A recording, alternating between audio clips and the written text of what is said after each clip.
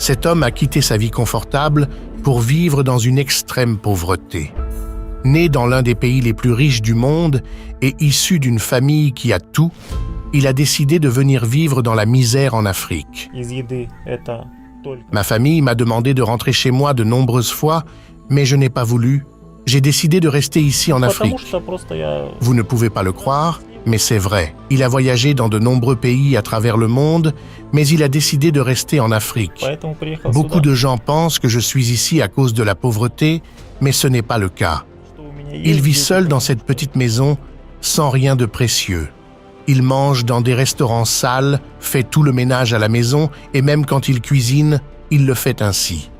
Étonnamment, il dit avoir tellement d'enfants qu'il ne sait pas combien et il n'a jamais vu aucun d'entre eux, bien qu'il n'ait jamais eu de relation avec une femme de toute sa vie. Quand j'avais 20 ans, j'aidais les femmes à tomber enceintes à travers la société. Je me demandais comment.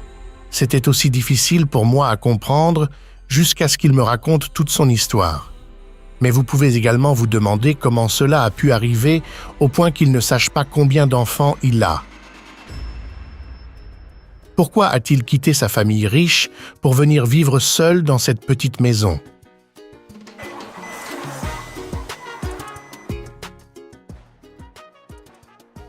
Beaucoup de gens se moquent de lui et pensent qu'il est fou, mais avant de le juger, écoutez son histoire.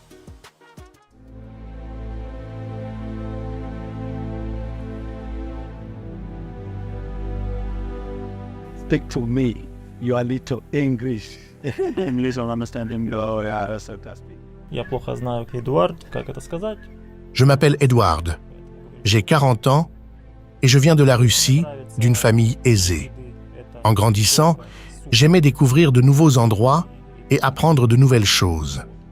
En vieillissant, j'ai commencé à voyager dans différents pays tels que Dubaï, la Malaisie, les Philippines, l'Égypte, la Thaïlande et bien d'autres. Je faisais cela chaque année, revenant chez moi en Russie, car je pensais qu'il n'y aurait aucun autre endroit qui pourrait être un foyer pour moi. Bien qu'Edward ressemble à ceci, il n'est pas pauvre, car il a pu voyager non seulement dans 2 ou 3 pays, mais dans bien plus, et cela sans une somme importante d'argent. Voyager n'était pas la seule dépense, car même survivre pouvait coûter cher, et Edward pouvait se le permettre. Il a apprécié chaque voyage qu'il a fait, mais le jour où il est venu au Kenya, tout a changé. Après avoir voyagé dans de nombreux pays que j'ai appréciés, j'ai remarqué un grand changement ici en Afrique. Je ne vis pas dans ce pays à cause de la pauvreté, mais plutôt parce que je préfère ne pas être dans un endroit où la vie est similaire à mon pays d'origine. Au Kenya, j'apprécie cela car c'est un endroit spécial où vous n'avez pas besoin de beaucoup d'argent pour vivre, le mode de vie est simple et j'apprécie différentes choses, comme la nourriture. J'adore manger du poulet, de la soupe de bœuf et du chapati, et il est facile pour moi de les trouver ici. Je n'ai jamais rien vu de tel dans aucun des autres pays que j'ai visités. La chose la plus surprenante et intéressante à propos d'Edward est qu'à l'âge de 40 ans, il n'a jamais eu de relation avec une femme. Cependant, il mentionne qu'il pourrait avoir beaucoup d'enfants, mais il n'est pas sûr de combien et même de l'endroit où ils vivent. Cela pourrait nous laisser penser si c'est possible. Oui, j'ai beaucoup d'enfants, mais je ne les connais pas et ils ne me connaissent pas. Quand j'avais 20 ans, je donnais mon sperme à une entreprise. C'est un processus que beaucoup de gens connaissent, donc je suis sûr que mes enfants en sont le résultat. La raison pour laquelle je ne peux pas préciser le nombre, c'est que dès que la donation est faite, c'est fini. Les femmes qui achètent le sperme ne divulguent pas leur identité au donneur, et vice-versa.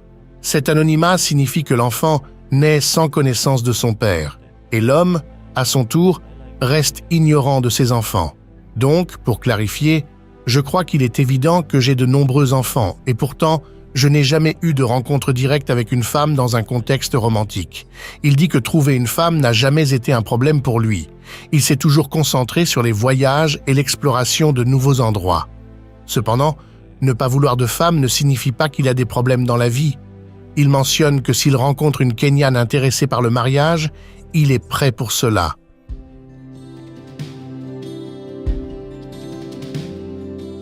Être dans la quarantaine et ne pas être marié n'est pas parce que j'ai d'autres problèmes dans la vie, c'est plus lié au genre de vie que j'ai mené. J'étais toujours en mouvement, voyageant dans différents pays.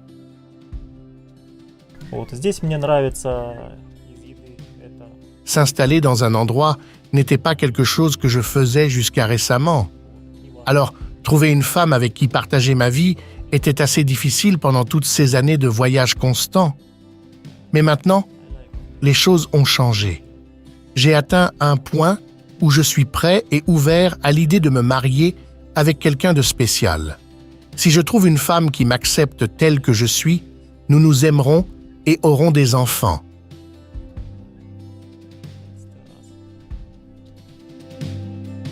Beaucoup de gens, y compris sa famille, lui ont fréquemment demandé de rentrer chez lui, mais il insiste sur le fait que vivre au Kenya lui apporte du bonheur parce qu'il y voit des aspects positifs. Partir ne fait plus partie de ses plans, mais construire une nouvelle version de lui-même dans ce pays africain. Je ne peux pas dire que je n'aime pas mon pays d'origine, mais c'est l'endroit qui comble mes désirs. Jusqu'à présent, je sens que je ferai tout ici.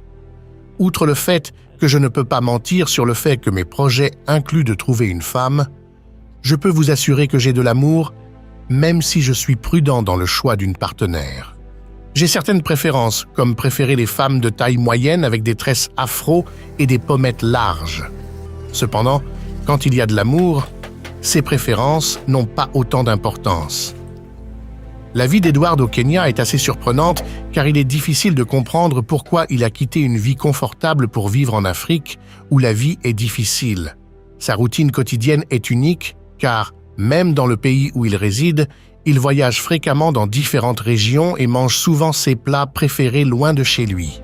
L'endroit où il séjourne peut sembler appauvri car il n'y a pas d'objet de valeur, mais il insiste sur le fait que son choix de vivre ici n'est pas dû à la pauvreté.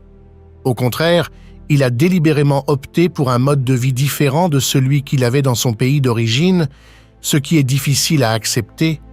Je ne me soucie pas vraiment de ce que pensent les gens, parce que selon ma nature, j'aime essayer différents modes de vie. Si je le voulais, je pourrais vivre dans un autre pays riche au lieu de là où je suis maintenant. Tout comme je suis resté au Kenya, je pourrais rester n'importe où ailleurs. Donc mon choix est différent de ce que les gens croient. En couvrant son histoire, j'ai été émerveillé par la vie qu'il a choisi de vivre par rapport à son pays d'origine où il aurait pu vivre une vie luxueuse, mais cet homme m'a enseigné une grande leçon de vie, à savoir que je devrais choisir ce qui me rend heureux plutôt que ce qui rend les autres heureux. Les gens varient dans la vie et les choix. Ce qui est fascinant, c'est comment les individus choisissent des choses qui leur apportent de la joie. Malheureusement, d'autres peuvent les juger et les critiquer sans considérer que ces choix procurent bonheur et paix.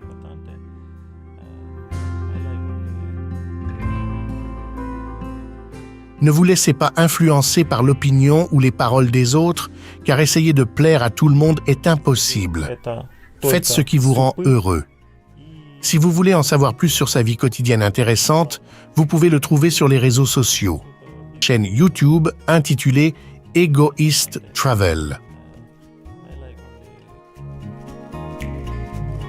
N'hésitez pas à me contacter si vous voulez discuter, je suis très ouvert.